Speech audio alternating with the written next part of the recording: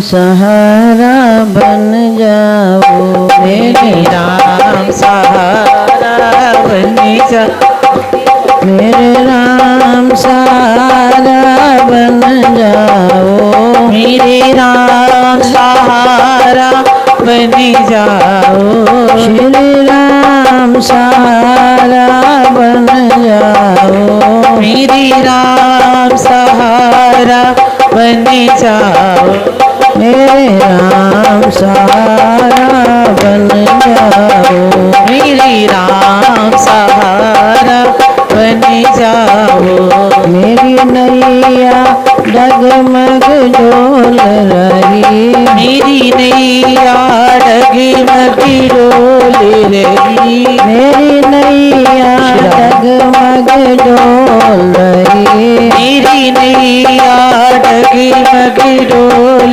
रही, तब बीच भंवर में बोल रही, तब बीच भंवर में बोल रही, तब बीच भंवर में बोल रही, प्रभु बीच भंवर में बोल रही, मेरी नैया को पार लगा दे, मेरी नैया पार लगा जाओ, मेरी नैया को पार लगा जाओ, मेरी नैया को पार लगा जाओ, मेरे राम सहारा बन जाओ, मेरे राम सहारा बन जाओ, श्री राम सहारा बन जाओ।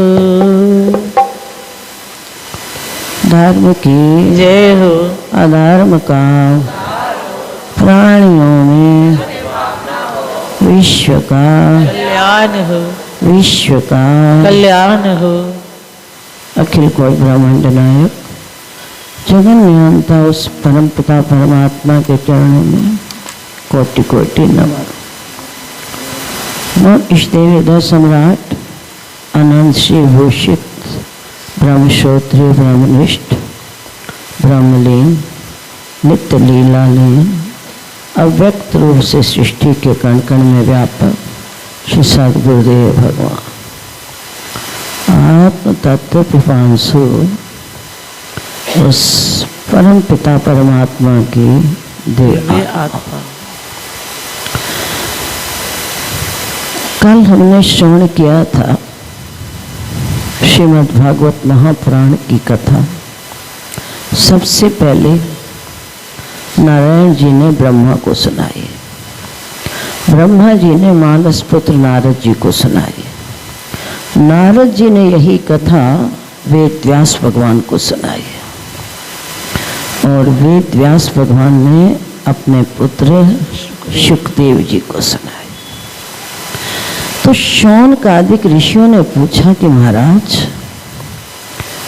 आपने तो कहा कि शुकदेव जी जन्म के त्यागी अर्थात जन्म लेते ही नाड़े को कंधे पर डालकर जंगल में तप करने के लिए चले गए, तो फिर वेद व्यास ने ये कथा शुकदेव जी महाराज को कैसे सुनाई? क्या शुकदेव जी लौटकर वापस आए या कहीं और स्थान पर उनका मिलन होगा? तो सूत जी ने 88,000 ऋषियों से कहा कि जब वेद व्यास ने श्रीमद् भागवत महापुराण की कथा को बद्रीनाथ के पास एक माना गांव में लिखा तो उनके हृदय में एक आनंद प्रस्फुटित होने लगा। ऐसा आनंद वर्षा, ऐसा आनंद वर्षा वो चाहते हैं। ये जो इतना गहरा शास्त्र है, इतना आनंद बरस रहा है, इस आनंद को मैं किसी योग्य शिष्य को दूं। उनके मन में ऐसा संकल्प नहीं था कि मैंने अपने पुत्र को दूं, लेकिन उन्हें इस बात का पता था कि भगवान ने कहा है यही शुक जो अरुंधति के गर्भ में आए हैं ये संसार में भगवान की भक्ति का प्रचार करेंगे।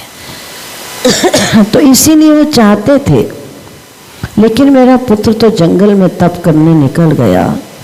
चलो, तो उस समय वेद व्यास भगवान ने ये जो कथा है अपने शिष्यों को सुनाई, और एक श्लोक उन्होंने अपने शिष्यों को पढ़ाया, लिखवाया कि जिस समय तुम जंगल में लकड़ियां चुनने के लिए जाते हो ना, तो उस समय इस श्लोक का उच्चारण किया करो। उनकी इच्छा तो यही थी कि जो सुखदेव परमहंस हैं, भगवान ने भी कहा है, और मैं तो यही चाहता हूँ कि सुखदेव जी को मैं अपनी जो असली संपत्ति है अर्थात श्रीमद् भागवत महापुराण का जो भक्ति का सार है उन्हें दूँ। हो सकता है कि जब ये शिष्य जंगल में लकड़ियाँ काटेंगे तो इसी श्लोक का उच्चारण करें और संभवतः सुखदेव जी लौटकर वापस आ जाए। तो वेद व्यास ने जो पहला श्लोक उन्हें लिखवाया है, उसमें उन्होंने भगवान की सुंदरता का वर्णन किया है, उनके रूप का वर्णन किया है कि भगवान कितने सुंदर हैं। जब उनके नेत्रों के कोई भाव से दर्शन करता है तो मन आकर्षित हो जाता है। भगवान के चरण दर्शन करो, इतना आनंद बरसता है, लेकिन हमने चरणों के दर्शन करने हैं, हमने उन्हें देखना नहीं है। तेरी प्रतिमा इतनी सुंदर, संसार में कोई व्यक्ति बहुत सुंदर हो ना तो कहते हैं बहुत सुंदर है, ये तो बहुत सुंदर है। जब तेरी प्रतिमा इतनी सुंदर, तू कितना सुंदर होगा। उस परम पिता परमात्मा ने जो सृष्टि पैदा की है वो इतने सुंदर है, तो उसको बनाने वाला जो परम पिता परमात्मा है वो कितना सुंदर होगा। अब यही श्लोक शिष्य जंगल में जाते और लकड़ियां काटते समय इसका उच्चारण करते रहे। तो वही सुखदेव जो जन्म के त्यागी, ब्रह्म में निष्ठा, जैसे कहते हैं ना अहम ब्रह्मास्मि, मैं ब्रह्म हूँ, हर समय ब्रह्म में निष्ठा करने वाले, आत्मचिंतन करने वाले जब इस श्लोक को सुना तो एक बार उनका मन आकर्षित हुआ। सोचने लगे ये कौन है जिस ब्रह्म में निष्ठावान ज्ञानी होकर मेरा मन वहां से हटकर बार बार उधर जा रहा है, क्यों? फिर ध्यान करने बैठ गए। दूसरे दिन पुनः जब वो शिष्य दूसरे श्लोक का उच्चारण किया और उस श्लोक में उन्होंने लिखवाया था कि भगवान का जो स्वभाव है ना अति दयालु है, भगवान का स्वभाव अति दयालु। अब सुखदेव जी सुनते हैं कि जो इंसान इतना सुंदर होगा वो दयालु कहाँ से हो सकता है। आपने देखा होगा जो व्यक्ति बहुत सुंदर होते हैं ना उन्हें अभिमान होता है, लेकिन ये कह रहे हैं कि अति सुंदर भी है और अति दयालु। कैसा दयालु? जिस पूतना ने अपने स्तन को विष लगाकर भगवान को मारने का प्रयास किया, वही भगवान उस विष लगाकर मारने वाली पूतना को भी माँ की गति प्रदान की। तो वो कितना दयालु होगा, कितना वो सुंदर होगा। और तीसरा भगवान का प्रभाव, जिसकी वक्र विकुट के भय से सागर सप्त उबलते देखा, मात यशोदा की माखन पर 100 बार ऐसा भगवान का प्रभाव है जिसके संकल्प मात्र से सृष्टि की उत्पत्ति होती है और उसके भ्रिकुटी विलास से सृष्टि में प्रलय हो जाती है। तो ऐसा भगवान का प्रभाव है। अब सुखदेव जी महाराज से रहा न गया, शिष्यों के पास गए और पूछा ये श्लोक तुम्हें किसने पढ़ाया है? तो उन शिष्यों ने उत्तर दिया कि हमारे गुरुदेव ने। अच्छा ये बताओ क्या ये श्लोक मुझे पढ़ाओगे? तो उन्होंने कहा इस श्लोक को पढ़ने के लिए तुम्हें हमारे गुरुदेव के पास चलना होगा। आपके गुरुदेव का नाम क्या है? तो उन शिष्यों ने उत्तर दिया कि हमारे गुरुदेव का नाम है श्री श्री कदाराज श्री वेद व्यास जी भगवान। अब सुखदेव जी समझ गए कोई और नहीं, अब तो ये तो मेरे पिताश्री ही हैं। तो इस प्रकार सुखदेव जी महाराज लौटकर वापस आ गए और पिता के चरणों में कोटि कोटि नमन एवं वंदन किया और कहने लगे, पिताश्री, भले इंसान के अंदर कितना भी ज्ञान और वैराग्य पैदा हो जाए, लेकिन जब तक उसमें भक्ति की मिठास नहीं आती, तब तक वो ज्ञान और वैराग्य जो है ना, वो अधूरा है। भले ही इंसान कितना बड़ा ज्ञानी बन जाए, महात्मा बन जाए, लेकिन भक्ति इस प्रकार है, भक्तिहीन नर सोहै कैसे, लवण बिना बहु व्यंजन जैसे। पिता के चरणों में नमन किया और उनके चरणों में अन्य विनय किए।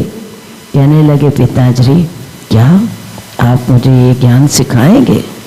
तो उस समय वेद व्यास जी ने कहा, पुत्र, मैं तो यही चाहता था, ये सारा का सारा ज्ञान मैंने आपके लिए रखा था, लेकिन मैं क्या करूं, अब तक मुझे कोई योग्य पात्र ही नहीं मिला।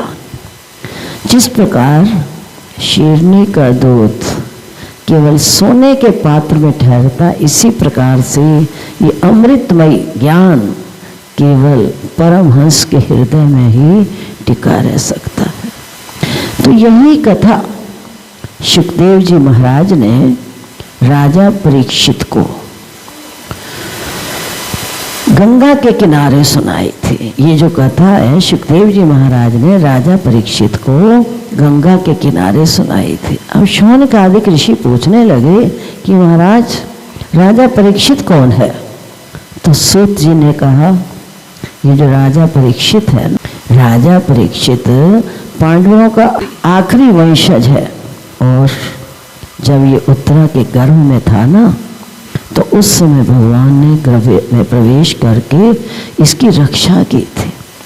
अरे, शौनकादिक ऋषियों को आश्चर्य हुआ कि बड़े बड़े ऋषि मुनि गर्भ में जाने से इनकार करते हैं। वो जानते हैं कि माँ का गर्भ रौरव नरक, और भगवान स्वयं अपने भक्त की रक्षा करने के लिए उत्तरा के गर्भ में गए। तो इस कथा को हमें विस्तार से सुना है।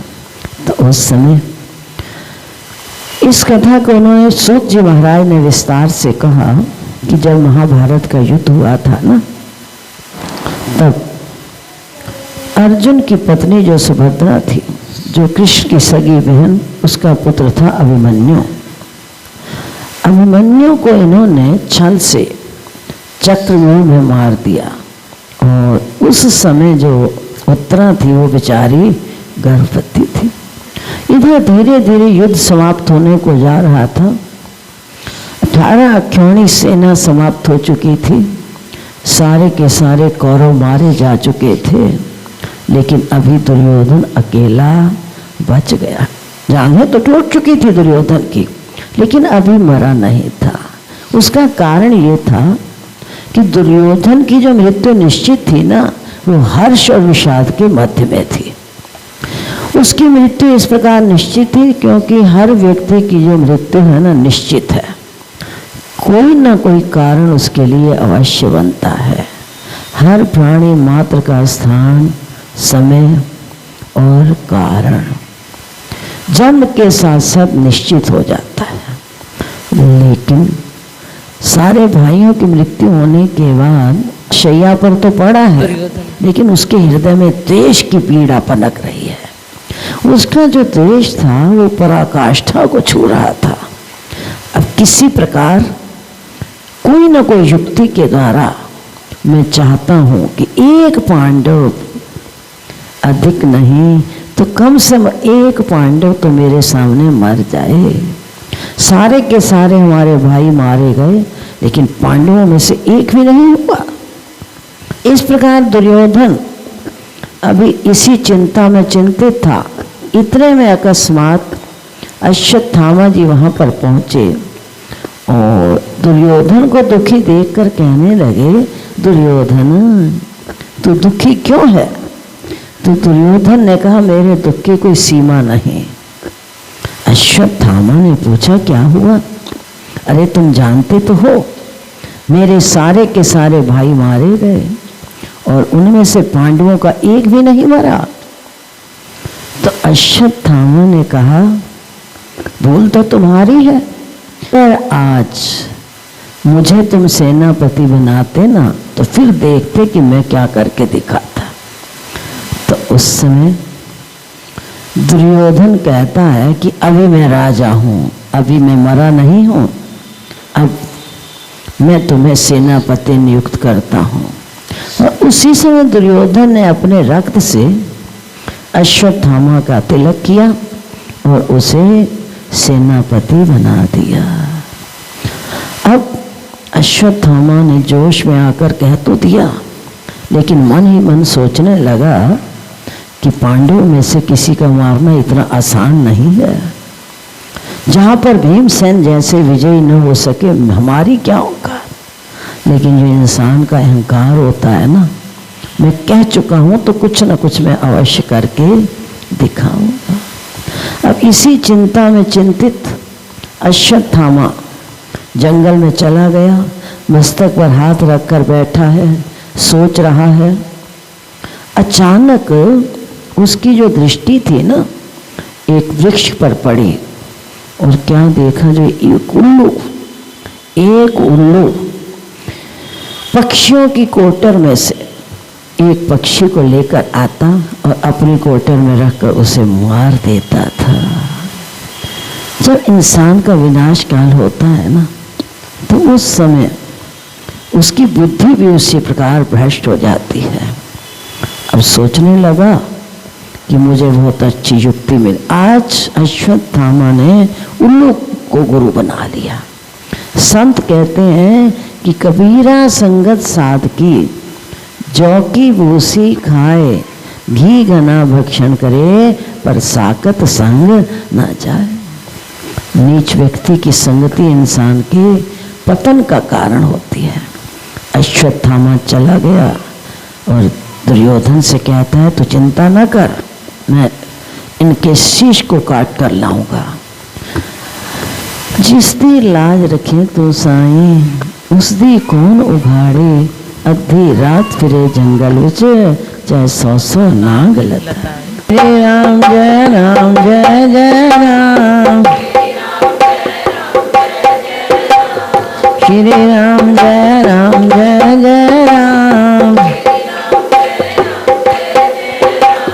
श्री राम जय राम जय जय राम, श्री राम जय राम जय जय राम।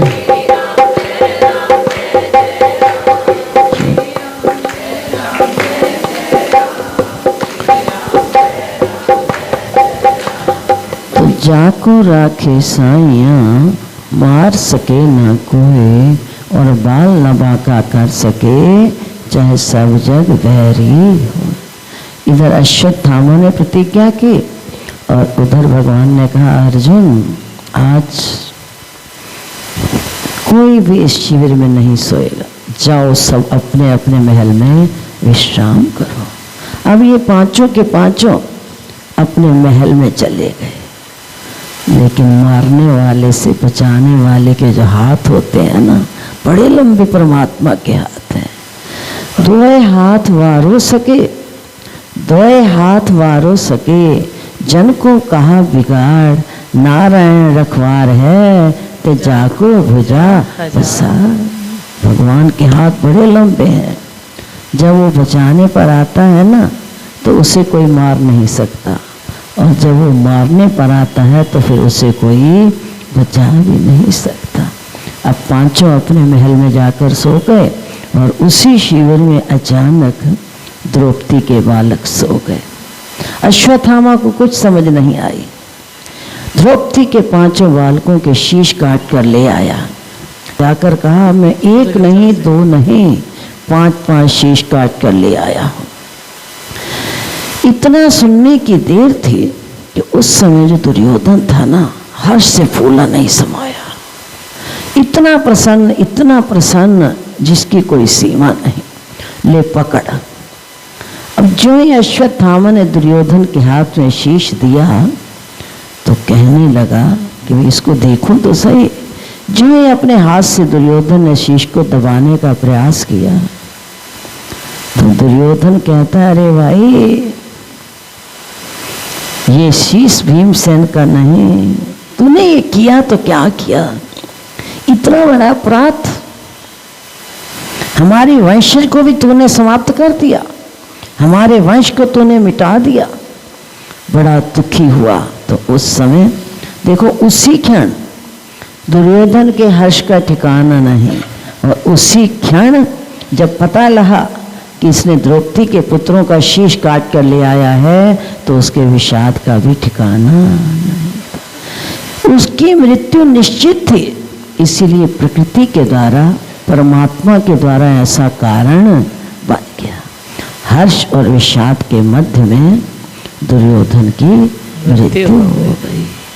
संत कहते हैं कि जहाँ पर जिसकी जैसी मृत्यु निश्चित है ना, उसे कोई नहीं मिट सकता। हम तो सोचते हैं अगर हम वहाँ न जाते तो हम बच जाते। होता वही है जो मंजूरी खुदा होता। तुलसीदास जी ने लिख दिया कि तुलसी जस भवतव्यता, तुलसी जस भवतव्यता, तैसे मिले सहाय, आपुन आवे ताहि पे, ते ताहि तहाँ ले जाए।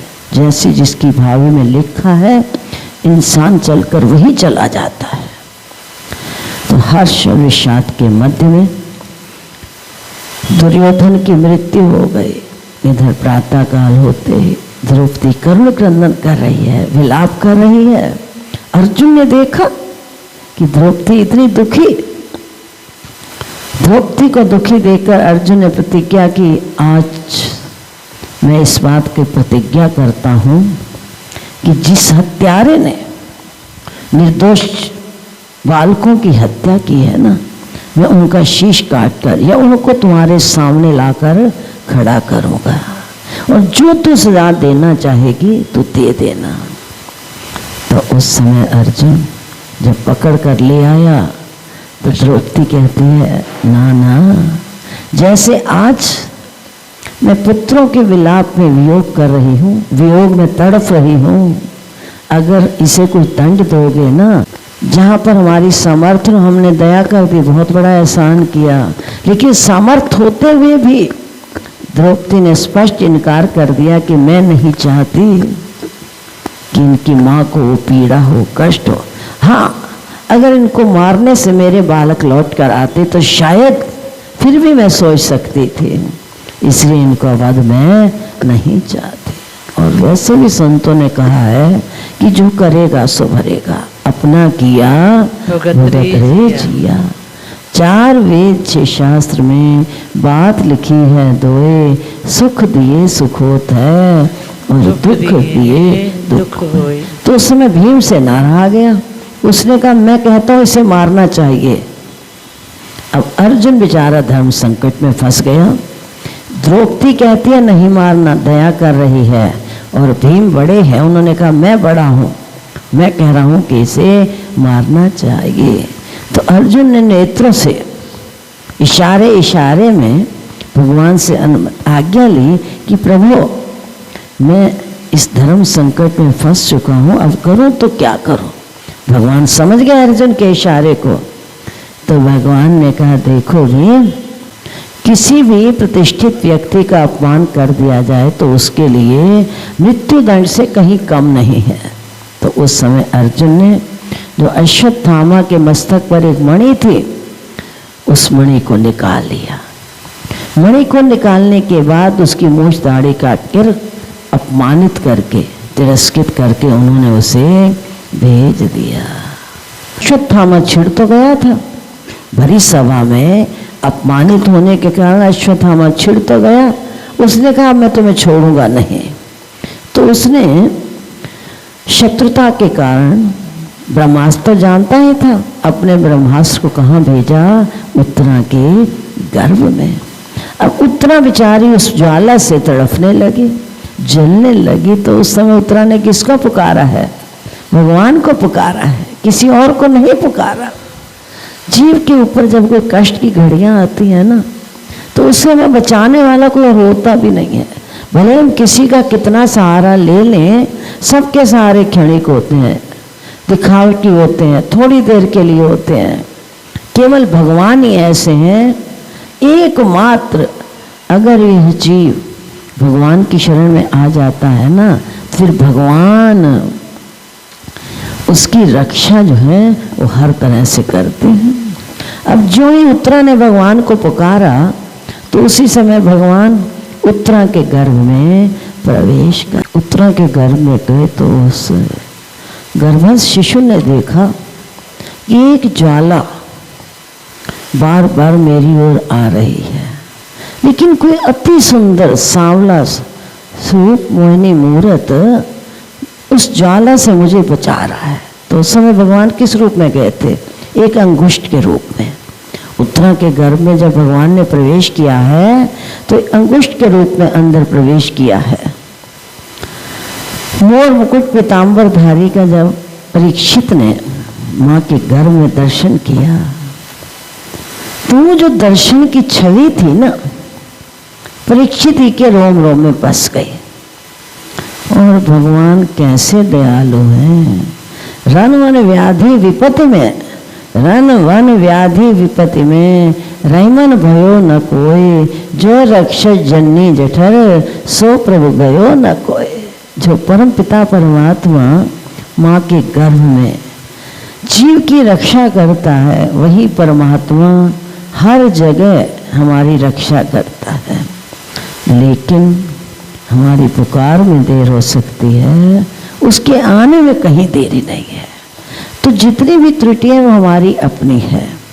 प्रभु आज उत्तरा के गर्भ में भगवान की रक्षा करते हैं, और ऐसे हैं कि प्रणत पाल रघुराई, प्रणत कुटुंब पाल रघुराई। भगवान एक की नहीं, दो की नहीं, अब तो पूरे कुटुंब की, पूरे परिवार की आज भी भगवान जो है वो रक्षा करते हैं, क्योंकि भगवान का नाम ही क्या है? शरणागत वत्सल।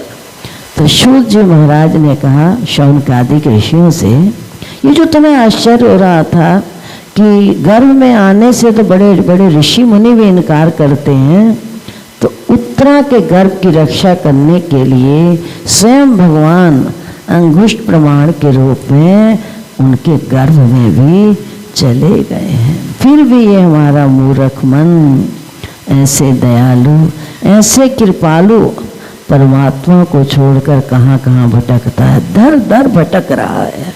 क्योंकि जिसने एक बार उस परमात्मा के प्रभाव को जान लिया, पहले तो भगवान का रूप अति सुंदर है, दूसरा भगवान का स्वभाव अति कोमल है, और तीसरा ये जो भगवान का प्रभाव है ना, इसे हम नहीं समझते।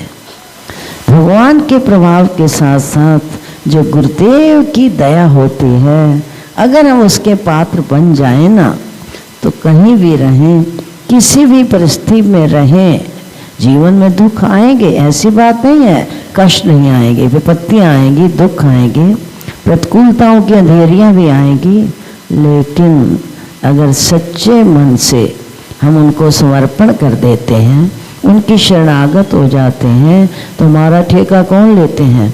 हमारे गुरुदेव रहते हैं। इसीलिए प्रणत कुटुंब पाल रघुराई। अब सूत जी महाराज ने शौनकादि ऋषियों से ये सारी की सारी कथा जो है वो सुना दी। अब जिस समय भगवान युद्ध के पश्चात द्वारका जाने लगे, तो उस समय जो कुंती बुआ थी ना, वो बड़ी दुखी हुई है और कहने लगी, केशव अभी तो मत जाओ ना, कुछ समय और यहाँ पर ठहरो।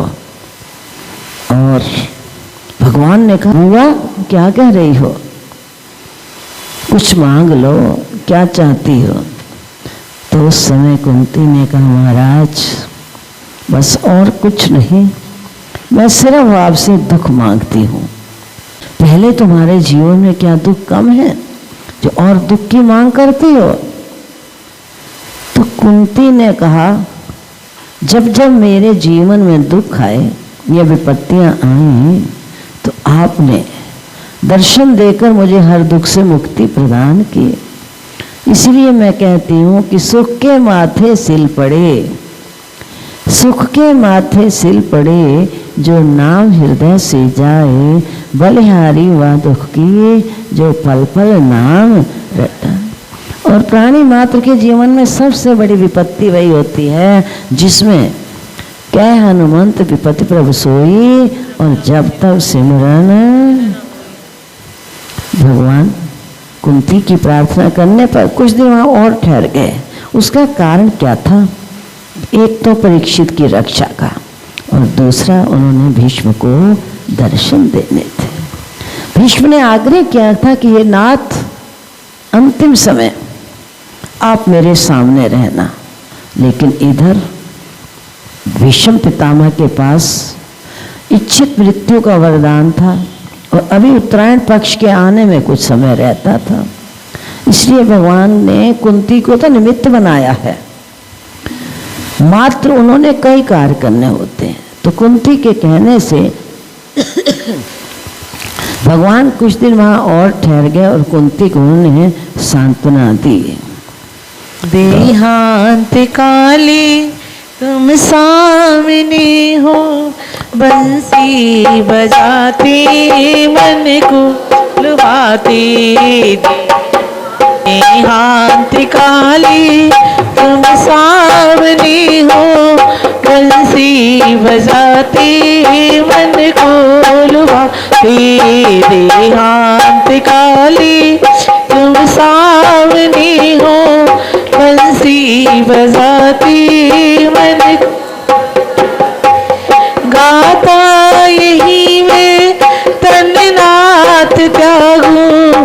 हे कृष्ण गोविंद मुरारी, गाता यही मैं तन्नाथ त्यागूं। कृष्ण गोविंद हरे मुरारी, हे नाथ नारायण वासुदेव। तो उस समय कुंती जो है निमित्त बनी है। वास्तव में तो भगवान ने एक तो युधिष्ठिर को समझाना था, और दूसरा भीष्म की अंतिम इच्छा को पूरा करना था। तो उसी समय भगवान समस्त पांडवों को लेकर जब भीष्म पितामह के पास पहुंचे हैं, तो उस समय युधिष्ठिर जी महाराज बड़े दुखी हुए हैं कि मेरे कारण भीष्म पितामह बाणों की शैया पर पड़े। मान लो अगर ऐसा राज मैं ले भी लूंगा तो उसका लाभ क्या होगा?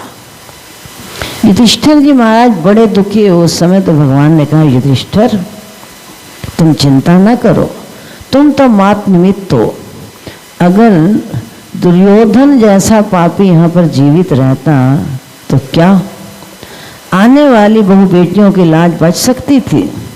जिस दुष्ट ने भरी सभा में, ये तो भगवान ने उसकी रक्षा की है, इस पापी ने भरी सभा में ऐसी स्थिति में द्रौपदी की लाज को मिटाने में कोई कसर नहीं छोड़ी है। और ऐसा दुष्ट, लेकिन फिर भी भगवान ने द्रौपदी की रक्षा की। तो इसमें तुम अपने को भार मत लो, अपने सिर पर बोझा ले रहे हो अकारण। वास्तव में तो इसके पीछे छिपा हुआ कारण था, क्योंकि जब दुर्योधन भरी सभा में द्रौपदी की लाज छीन रहा था ना, तो उस समय द्रौपदी ने कहा कि हे प्रभु द्वारकावासी, अब भगवान ने आने में थोड़ी देर लगा दी। तो आते ही द्रौपदी कहती है, प्रभु आप जानते हो कि भरी सभा में दुर्योधन मेरी लाज का हरण कर रहा था, इतनी देर ही लगा दी। तो भगवान कहते हैं, द्रौपदी तूने अच्छा ये बता कैसे पुकारा था मुझे? क्या कहा था कि द्वारकावासी बेखबर लीजो। क्या तुझे विश्वास नहीं था कि कि तेरी साड़ियों के तार में मैं मौजूद नहीं था। जब मैं सृष्टि के कण कण में मैं मौजूद हूँ तो इन तेरी साड़ियों के तार में भी तो मैं ही था।